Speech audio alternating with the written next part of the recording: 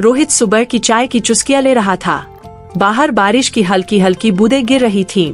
उसकी पत्नी अन्नू नाश्ता तैयार कर रही थी। उनका बेटा राज खिड़की से बारिश देख रहा था। यह एक सामान्य सुबह लग रही थी, लेकिन आसमान में छाया काला बादल कुछ अलग ही संकेत दे रहा था। दोपहर तक हल्की बूंदाबांदी मूसलाधार बारिश में बदल गई। आकाश इतना काला हो गया जैसे शाम हो गई हो। अन्नू ने बारिश को चिंतित भाव से देखा। रोहित, पानी का स्तर बहुत तेजी से बढ़ रहा है, उसने कहा। रोहित ने बाहर झांका। उसका चेहरा गंभीर हो गया। उनका घर नदी के किनारे था और यह दृश्य डरावना था। कुछ ही घंटों में पानी घर के बाहरी हिस्से में घुसने लगा। रोहित और अन्नू ने जल्दी से सामान ऊंची जगहों पर रखना शुरू किया। छोटा राज डर से उनका पीछा कर रहा था। पानी की गति डरावनी थी। यह तेजी से बढ़ रहा था। अब यह घुटनों तक पहुंच चुका था, फिर कमर तक। उन्होंने महसूस किया कि यह जाने का समय आ गया है। उन्होंने जरूरी सामान एक बैग में भरा, कुछ डॉक्यूमेंट्स, पैसे और कुछ खाने का सामान। राज ने अपना पसंदीदा खिलौना गाड़ी पकड़ ली। बाहर निकलने से पहले अन्नू ने एक नजर घर पर डाली। यह उनकी मेहनत और सपनों का घर था। पानी ने अब सारी यादों को निगलना शुरू कर दिया था। बाहर का नजारा भयावह था। पानी ही पानी था। लोग अपनी जान बचाने के लिए भाग रहे थे। वे ऊंचे स्थान की तलाश में भीड़ में शामिल हो गए। रोहित ने राज को कंधे पर बैठा लिया। पानी का बहाव तेज था। एक कदम भी भारी लग रहा था। हर कोई डरा हुआ और परेशान नजर आ रहा था। आखिरकार वे एक स्कूल की इमारत में पहुँचे। यह पहले से ही लोगों से भरा हुआ था। हर कोई बारिश से सुरक्षा की तलाश में था। उन्होंने एक कोना ढूंढा और वहां बैठ गए। राज रो रहा था। वह बहुत डर गया था। अन्नू ने उसे चुप कराने की कोशिश की। रात बहुत लंबी और डरावनी थी। बारिश लगातार जारी थी, मानो रुकने का नाम ही न ले। बाहर पानी का स्तर लगातार बढ़ रहा था। लोगों के चेहरे पर भय और निराशा साफ दिख रही थी। रोहित ने अन्नू का हाथ थाम लिया, बिना कुछ कहे। उनकी आंखों में एक ही सवाल था, अब क्या होगा? सुबह होते ही बारिश रुक गई, लेकिन शांति डरावनी थी। हर जगह पानी ही पानी था। रोहित ने बाहर झांका। उनका पूरा इलाका जलमग्न था। उनका घर, उनकी दुकान, सब कुछ पानी में डूबा हुआ था। बारिश ने सब कुछ छीन लिया था, बिल्कुल सब कुछ। उनके पास अब सिर्फ एक दूसरे के सिवा कुछ नहीं था। कुछ दिनों बाद पानी उतरना शुरू हुआ। वे राहत शिविर में थे, दूसरे पीड़ितों के साथ। भोजन और पानी की कमी थी। जीवन मुश्किल हो गया था। राज अक्सर अपने घर और दोस्तों के बारे में पूछता। अन्नू और रोहित के पास कोई जवाब नहीं था। वे सिर्फ उसे गले लगा सकते थे। एक हफ्ते बाद उन्हें अपने घर जाने की इजाजत मिली। वहां पहुंचकर वे स्तब्ध रह गए। उनका घर कीचड़ और मलबे में दबा हुआ था। दीवारों पर पानी के निशान थे। सब कुछ बर्बाद था। अन्नू फूट फूट कर रोने लगी। सालों की मेहनत एक रात में बर्बाद हो गई थी। रोहित ने हिम्मत बटोरी और सफाई शुरू की। उसने कीचड़ में से एक पुरानी फोटो एल्बम ढूंढी। तस्वीरें खराब हो चुकी थीं, लेकिन यादें ताजा थीं। उनकी शादी की तस्वीर, राज का पहला जन्मदिन।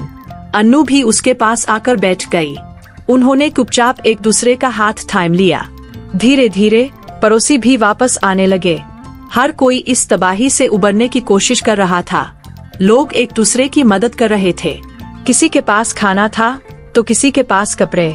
इस संकट ने सबको एक कर दिया था। स्वार्थ की भावना गायब हो गई थी। रोहित ने एक छोटी सी झोपड़ी बनाना शुरू किया। उनके पास बहुत कम संसाधन थे, लेकिन वह हार मानने वालों में से नहीं था। अन्नू और राज भी उसकी मदद करते। दिन बहुत मेहनत से गुजरते, रातें उदास होती, लेकिन वे एक साथ थे और यही महत्वपूर्ण था। एक शाम राज ने अपनी खोई हुई गाड़ी ढूंढी। वह कीचड़ में फंसी हुई थी, टूट चुकी थी। राज उसे देखकर बहुत उदास हुआ। रोहित ने गाड़ी को उठाया और मरम्मत की कोशिश की। वह इसे पूरी तरह ठीक नहीं कर पाया, लेकिन उसने राज से कहा, हम मिलकर एक नई बनाएंगे। यह बात राज के लिए एक सबक बन गई। उसने समझा कि चीजें बदल सकती है, टूट सकती है, लेकिन नई चीजें भी बनाई जा सकती है। उसने अपने पिता के साथ लकड़ी की एक नई गाड़ी बनाई। यह पुरानी जैसी नहीं थी, लेकिन खास थी, क्योंकि यह उनकी साझी मेहनत और हिम्मत का प्रतीक थी। इस घटना ने रोहित और अन्नू को भी सोचने पर मजबूर किया। उन्होंने अपनी प्राथमिकताएं फिर से तय की। पहले वे और पैसा कमाने की सोचते थे, अब वे समय गए थे कि असली धन एक दूसरे का साथ है। भौतिक चीजें आती जाती रहती है, लेकिन रिश्ते और प्यार ही स्थायी होते हैं। उन्होंने देखा कि कैसे लोग एक दूसरे की मदद कर रहे थे। एक बूढ़ी विधवा अपना खाना बांट रही थी, एक युवक बच्चों को पढ़ा रहा था। हर कोई जो बचा था उसे बांट रहा था। यह दृश्य हृदय परिवर्तन कर देने वाला था। तबाही ने लोगों में इंसानियत जगा दी थी। कुछ महीने बीत गए, जीवन धीरे धीरे सामान्य होने लगा। रोहित ने अपनी दुकान फिर से शुरू की। अब यह छोटी थी, लेकिन उसे उम्मीद थी। अन्नू ने घर को फिर से सजाना शुरू किया। नए सपने, नई योजनाएं बनने लगीं, लेकिन अब वे जीवन को अलग नजरिए से देखते थे। राज ने नए दोस्त बनाए, नया स्कूल शुरू किया। वह पहले से अधिक समझदार और मजबूत हो गया था। उसने अपने अनुभव के बारे में एक निबंध लिखा। बारिश ने सब कुछ बहा दिया, लेकिन हिम्मत नहीं। शिक्षक और सहपाठी हैरान रह गए। उसकी बातें सुनकर सबके आंखों में चमक आ गई। 1 साल बीत गया, मानसून फिर से आया। इस बार सबक सीखकर तैयारियां पूरी थी। रोहित ने घर को मजबूत और ऊंचा बनाया था। लोगों ने मिलकर नालियां साफ की थीं। हर कोई सतर्क था, लेकिन डरा हुआ नहीं था। उन्होंने प्रकृति का सम्मान करना सीख लिया था। बारिश हुई, लेकिन इस बार विनाशकारी नहीं थी। रोहित का परिवार सुरक्षित था। वे खिड़की से बारिश का आनंद ले रहे थे। राज ने कहा, पापा, इस बार बारिश ने छीना नहीं। रोहित ने मुस्कुराते हुए कहा, बेटा, इसने हमें बहुत कुछ दिया है। इसने हमें सिखाया कि हिम्मत और एकजुटता क्या होती है। अन्नू बोली, सच में हमने खोया बहुत कुछ, लेकिन पाया भी तो बहुत कुछ है। हमने पाया कि प्यार सबसे बड़ी दौलत है। हमने पाया कि समुदाय की ताकत क्या होती है। हमने सीखा कि नई शुरुआत हमेशा संभव है। बारिश ने सब कुछ छीन लिया था, लेकिन उनकी आत्मा नहीं। उस रात परिवार एक साथ बैठा था। उन्होंने मोमबत्तियां जलाई और कहानियां साझा की। पुरानी यादों के साथ साथ नई आशाएं भी थीं।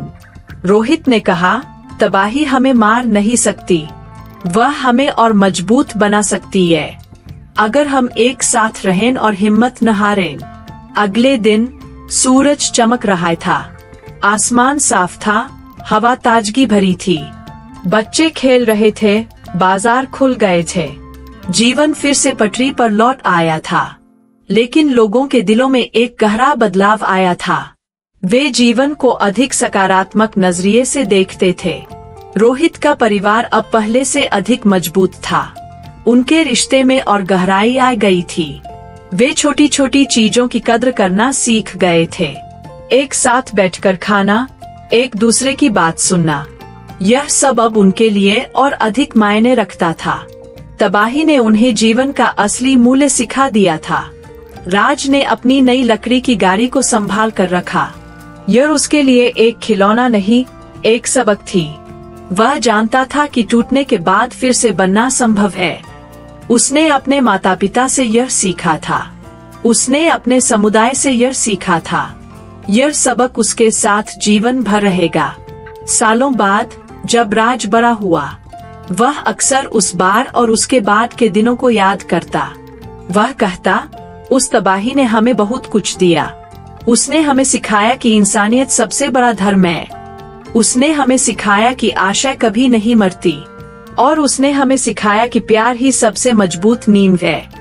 और इस तरह बारिश की तबाही ने सब कुछ छीन लिया, लेकिन इसने कुछ दिया भी, एक नया दृष्टिकोण, एक जीवन का नया तरीका, एक नई शुरुआत। रोहित, अन्नू और राज ने यह सबक जीवन में उतारा। उन्होंने पाया कि सच्चा धन भौतिक नहीं है, बल्कि वह प्रेम, एकजुटता और अटूट आशा में निहित है।